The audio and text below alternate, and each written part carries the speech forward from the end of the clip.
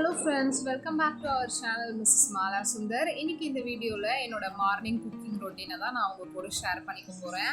இன்னைக்கு மார்னிங் பிரேக்ஃபாஸ்ட்டுக்கு இட்லி முள்ளங்கி சட்னி, ஆஃப்டர்நூன் பாப்பாவோட ஹஸ்பண்டோட லஞ்ச் பாக்ஸ்க்கு பன்னீர் ரைஸ் தான் வந்து ரெடி பண்ண போறேன்.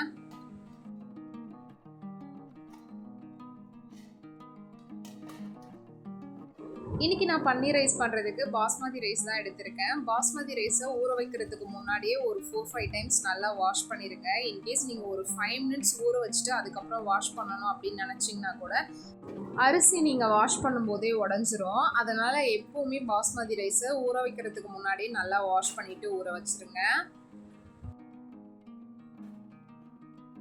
கேஸ் ஸ்டாப்பரில் ஒரு சைடு இட்லி வேக வைக்கிறதுக்காக தண்ணி ஊற்றி வச்சுருக்கேன். இன்னொரு சைடு பாஸ்மதி ரைஸ் வேக வைக்கிறதுக்காக குண்டாவில் தண்ணி ஊற்றி வச்சுருக்கேன்.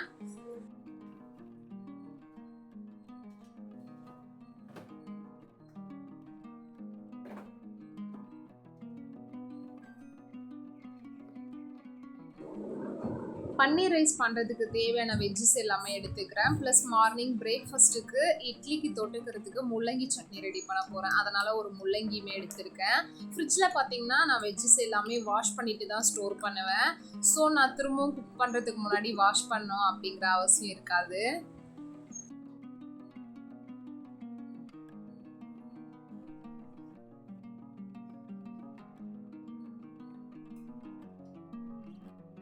ரைஸ் வேக வைக்கிறதுக்கு வச்சுருந்த தண்ணி பார்த்தீங்கன்னா நல்லா கொதிச்சு வந்துருச்சு. அரிசியில் இருக்க தண்ணி எல்லாமே நல்லா ட்ரைன் பண்ணிவிட்டு அரிசியை சேர்த்தாச்சு. இன்னொரு சைடு இட்லி பாட்டில் இருக்க தண்ணியுமே பார்த்தீங்கன்னா நல்லா கொதிச்சு ஸ்ட்ரீம் போயிட்டுருக்கு.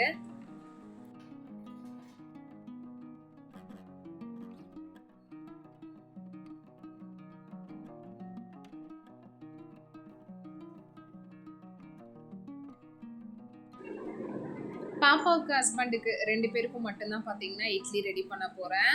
பாப்பாவுக்கு வந்து மினி இட்லி, ஹஸ்பண்டுக்கு பெரிய இட்லி. ஒரு டைம் பாப்பாவுக்கு மினி இட்லி ரெடி பண்ணி கொடுத்துட்டேன். அதுலேருந்து வீட்டில் எப்போ இட்லி பண்ணாலும் மினி இட்லி வேணும் அப்படின்னு சொல்லி அடம் பிடிக்கிறா. டைம் இருந்துச்சுன்னா கண்டிப்பாக மினி இட்லி வந்து ப்ரிப்பேர் பண்ணிடுவேன். டைம் இல்லாத பட்சத்தில் பெரிய இட்லியே வந்து ரெடி பண்ணி கொடுப்பேன். அப்போ கொஞ்சம் அடம் பிடிப்பாக காம்ப்ரமைஸ் பண்ணி ஊட்டி விட்டுருவேன்.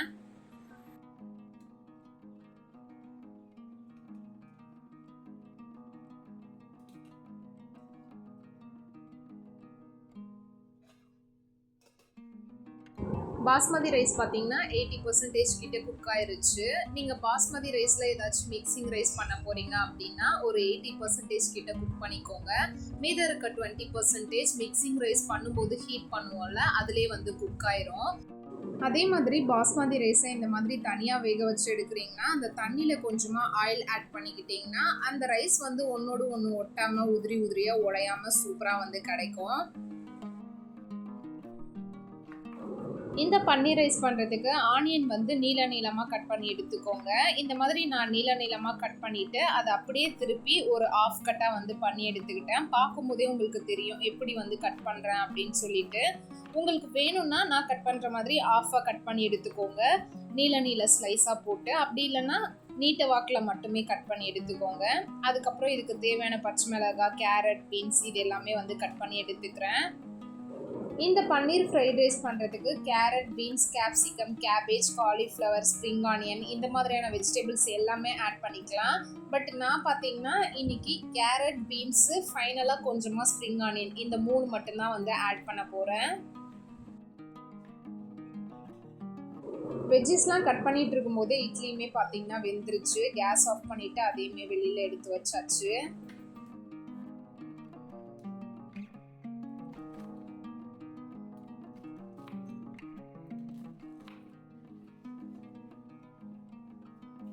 இந்த பன்னீர் ரைஸ் பண்ணுறதுக்கு பன்னீரை இந்த அளவுக்கு குட்டி குட்டி கியூப்ஸாக கட் பண்ணி எடுத்துக்கோங்க.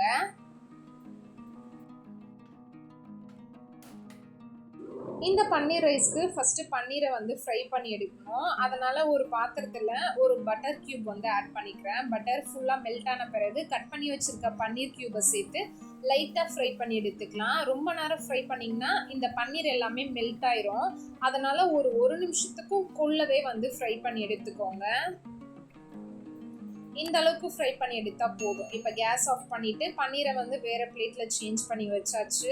இப்போ இந்த பன்னீர் ரைஸ் பண்றதுக்கு ஒரு பாத்திரத்துல 3 டீஸ்பூன் கிட்ட கடலை எண்ணெய் சேர்த்துக்கிறேன்.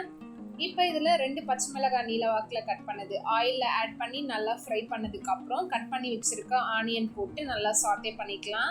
முக்கியமாக நம்ம இதில் ஆட் பண்ணுற ஆனியன் வெஜ்ஜஸ் எல்லாமே ஒரு 80% கிட்ட குக் ஆனால் போதும். ஃபுல் குக் ஆக தேவையில்லை. நம்ம கடிச்சு சாப்பிடும்போது அந்த க்ரன்ச்சினஸ் வந்து ஃபீல் ஆகணும். அந்த மாதிரி இருந்தால் தான் ஃப்ரைட் ரைஸ் எல்லாத்துக்குமே வந்து ரொம்பவும் நல்லா இருக்கும். ஆனியன் வந்து லைட்டான பிங்க் கலர் வந்த பிறகு நான் கட் பண்ணி வச்சிருந்த கேரட்டை ஆட் பண்ணி நல்லா சாட்டே பண்ணிக்கிறேன். கேரட் பீன்ஸ் இது ரெண்டோட பச்சை வாசனை போகிற அளவுக்கு சாத்தே பண்ணிக்கிட்டா போதும். கேரட்டோட பச்சை வாசனை போகிற அளவுக்கு சாத்தே பண்ணியாச்சு. பீன்ஸையும் சேர்த்து இப்போ இது எல்லாத்தையும் நல்லா சாத்தே பண்ணியாச்சு. இப்போ இதில் வடிச்சு வச்சிருக்க பாஸ்மதி ரைஸ் ஆட் பண்ணிக்கலாம். இப்போ இதுக்கு மேலே ஒரு கைப்பிடி அளவு ஸ்ப்ரிங் ஆனியன், உங்களோட காரத்துக்கு ஏற்ற மாதிரி பெப்பர் தூள் சேர்த்துக்கோங்க. நான் 1.5 டீஸ்பூன் ஆட் பண்ணியிருக்கேன். தேவையான அளவு சால்ட்டு சேர்த்து இப்போ இது எல்லாத்தையும் நல்லா மிக்ஸ் பண்ணிக்கலாம்.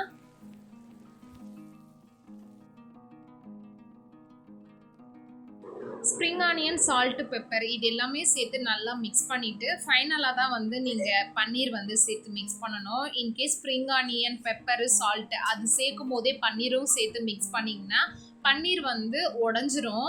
ஆல்ரெடி குட்டி குட்டி க்யூப்ஸாக தான் இருக்குது, அது இன்னும் குட்டி குட்டி க்யூப்ஸாக ஆயிரும். அதனால் பன்னீரை வந்து நல்லா ரைஸை மிக்ஸ் பண்ணதுக்கப்புறம் ஃபைனலாக ஆட் பண்ணி நல்லா எல்லா இடத்துலையும் பன்னீர் வந்து இருக்கிற மாதிரி மிக்ஸ் பண்ணி விட்டிங்கன்னா கரெக்டாக இருக்கும்.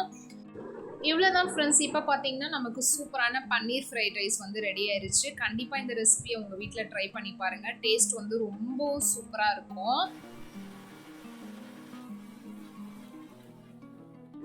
இட்லிக்கு தொட்டுக்கிறதுக்கு முள்ளங்கி சட்னி தான் ரெடி பண்ணியிருந்தேன்.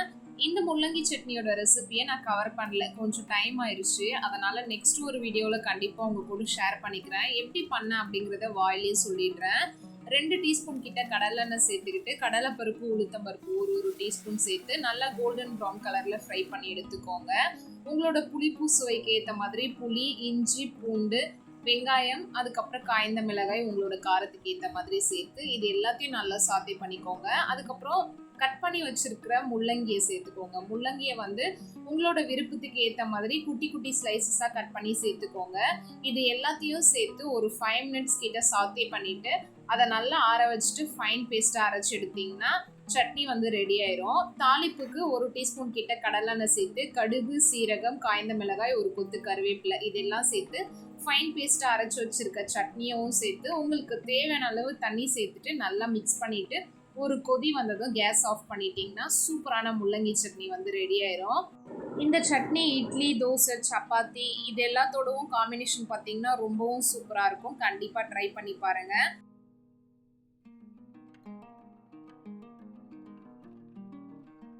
ஹஸ்பண்ட்க்கு லஞ்ச் வந்து பேக் பண்ணியாச்சு. அவருக்கு பேக் பண்ணிட்டு பாப்பாவுக்கு வந்து பேக் பண்ணிட்டு இருக்கேன்.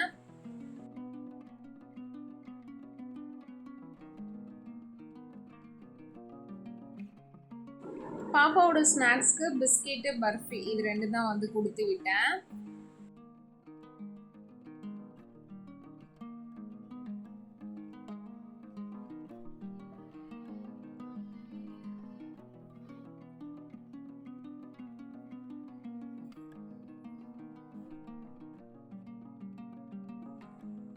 எனக்கு எப்போ அப்பா பர்த்டேக்கு காசு கொடுத்தாலும் மேக்ஸிமம் அதை நான் இதுவரையும் கோல்டில் தான் இன்வெஸ்ட் பண்ணியிருக்கேன். நான் இப்போ வரை யூஸ் பண்ணிகிட்டு இருக்க ட்ரைப்ளை குக்வேர்ஸ் எல்லாமே நடுவில் ஆஃபர் கொடுக்கும்போது ஒன்றா வாங்கி சேர்த்தது தான்.